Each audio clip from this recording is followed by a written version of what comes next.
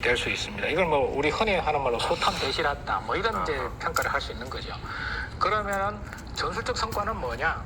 첫 번째는 러시아가 전쟁을 시작하면서 현재까지 적어도 10%에서 한 15% 사이 정도의 영토는 확장이 됐습니다. 그러니까 돈바스 지역을 제외하고 전면 침공 과정에서 최대한 많이 점령했다가 다시 물러나기는 했으나 그럼에도 불구하고 우크라이나 영토의 한 10% 이상을 현재 러시아가 더 점령한 상태입니다. 전쟁 시작 단계보다. 그건 분명한 성과죠. 네.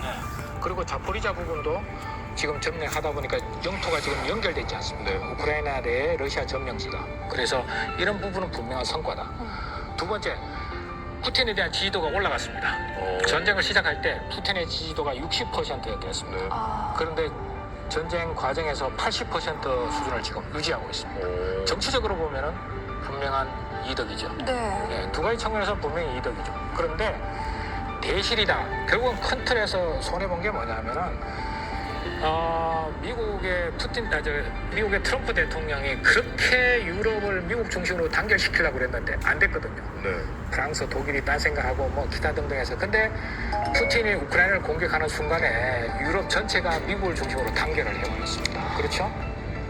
거기다가 핀란드가 지금 나토에 가입했지 않습니까? 네. 스웨덴도 가입하기 직전의 상태입니다. 더 흥미로운 것은 젤렌스키 헌법에다가 나토 가입을 명문화했지만은 전쟁 전에 나토 가입에 찬성하는 우크라이나의 비율은 30%밖에 안 됐습니다. 특이하죠. 그런데 전쟁이 딱 진행되면서 지금은 70% 이상의 사람들이 우크라이나가 나토에 가입해야 된다 이렇게 완전히 바뀌었습니다. 특이하죠. 이거는 아마 푸틴이 이런 상황을 예측은 못했을 겁니다. 이게 첫 번째로 가장 큰 어떤 전략적 실패의 요인 중에 가장 중요한 부분은 나토가 오히려 단결되고 확장되고 우크라이나 사람들조차도 대부분이 나토에 가입하기를 원한다.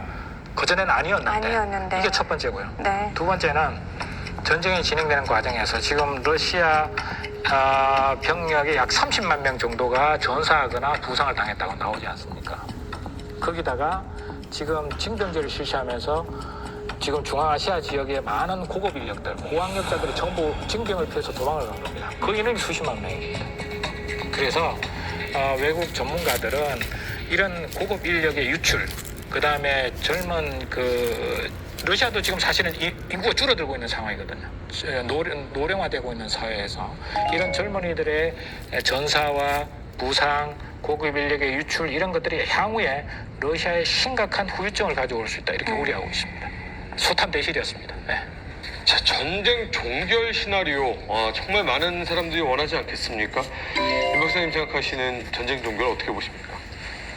지금 러시아나 우크라이나나 자기가 원하는 것을 이루기 전에는 이제 전쟁을 종결할 수 없다. 러시아는 돈바스 지역 이거 지금 인대를 안전하게 확보해야 된다. 우크라이나는 크림반도까지 되찾아야 된다. 이런 상충된 얘기를 하고 있어요.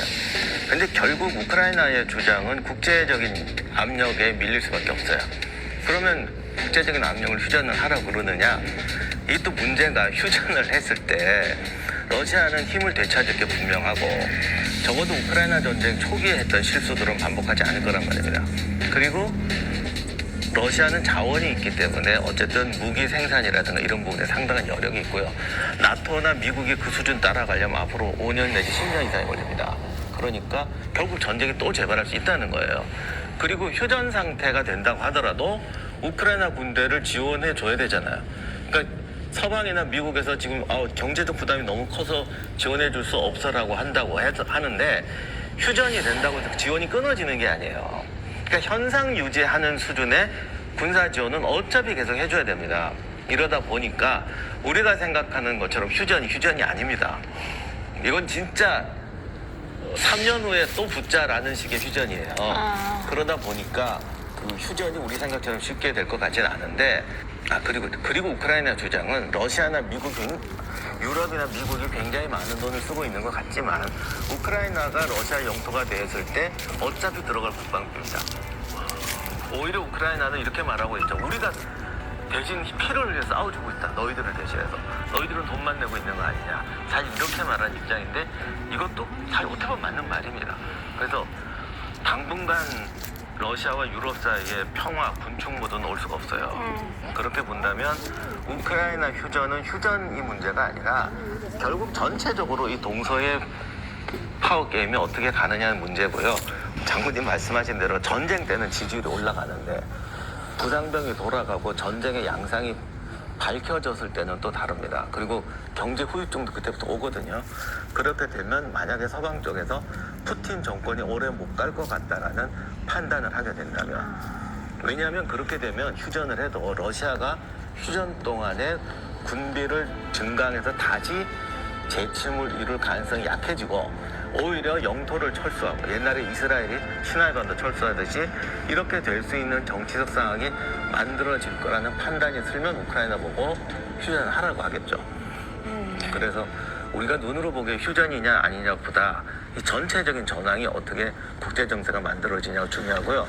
그다음 또 하나 사람들이 자꾸 놓치는 게 있는데 애초에 푸틴이 우크라이나를 침공할 때 서방과 나토의 힘을 약하게 본 이유 중에 하나가 튀르키예 문제예요. 나토의 중요한 군사력이면서 튀르키예 에르도안 대통령이 무슬림 이슬람 복귀 정책을 하면서 나토와 굉장히 다른 길을 걷기 시작했거든요. 그러다 보니까 전쟁 초반에 계속 튀르키예는 러시아 편인 것처럼 보도가 나오고 있었습니다. 근데 우리가 역사적으로 보면 러시아 과거 제정 러시아 시절에 최대의 그 저항이 오스만 제국이었어요. 그들이 남하 정책을 하는 데 있어서 가장 두려워했던 강력한 저항 세력은 오스만입니다. 다시 말하면 이 지정학적 위치는 바뀌지 않아요. 그렇기 때문에 지금도 튀르키예는 러시아와 만나고 있고 튀르키예가 나토에 가입하고 러시아가 치는 나토에 가입한 것도 러시아의 팽창을 막아야 되는 최일선 지역이고 지금 러시아와 친하게 지낸다고 해서 그 팽창을 뭐 괜찮다고 생각하는 게 아니에요. 그래서 요즘에 조금 입지가 이상하게 바뀌잖아요. 갑자기 뭐 핀란드 가입하는 것도 찬성하겠다 하지만 튀르키예가 절대 러시아 편이 아니라는 걸 우리가 인식해야 됩니다. 말씀하신 대로 박사님 말씀에 전체적으로 동의하고요. 우리가 흔히 이렇게 이야기합니다. 전쟁은 시작할 때보다 끝내는 게 더 어렵다. 전쟁의 속성이 그렇습니다. 그래서 개인적으로 우크라이나 전쟁이 최소 2년은 갈 것이다. 그럼 2년이면 2월 달이지 않습니까? 중반기쯤에 한번 휴전이나 종전을 할 수 있는 협상의 기회는 올 수 있다고 생각합니다. 왜 그러느냐? 첫째는 지금 러시아의 대통령 선거가 3월 달에 있습니다. 네. 그래서 푸틴이 대통령 선거 있고 난 다음에는 휴전 협상이나 종전 협상을 하더라도 정치적 부담이 적죠. 예. 그 다음에 미국의 지금 다음 대통령 선거를 포함해서 전체적으로 미국의 지원 역량, 의지 이런 것들이 약해지고 있습니다. 여론도 우크라이나 지원에 찬성하는 여론이 지금 계속 떨어지고 있고요. 우리가 6.25 전쟁을 한번 상기해 보시면요. 50년 6월 달에 전쟁이 시작돼서 51년 6월 말부터 휴전 협상이 시작됐는데 2년이 걸렸습니다. 근데 53년도 7월 달에 휴전 협상이 된 거는 두 가지 이유가 있었습니다. 첫째는 아이젠하워 대통령이 미국에서 52년도에 당선이 됐고 53년 초에 스탈린이 사망을 했습니다. 그러면서 휴전 협상이 체결이 됐거든요. 휴전과 종전 협상은 절대로 정치적 영향을 받을 수밖에 없습니다. 선거가 불확실한 상태에서 휴전이나 종전 협상을 하는 지도자는 거의 정치적으로 자살행위나 마찬가지죠.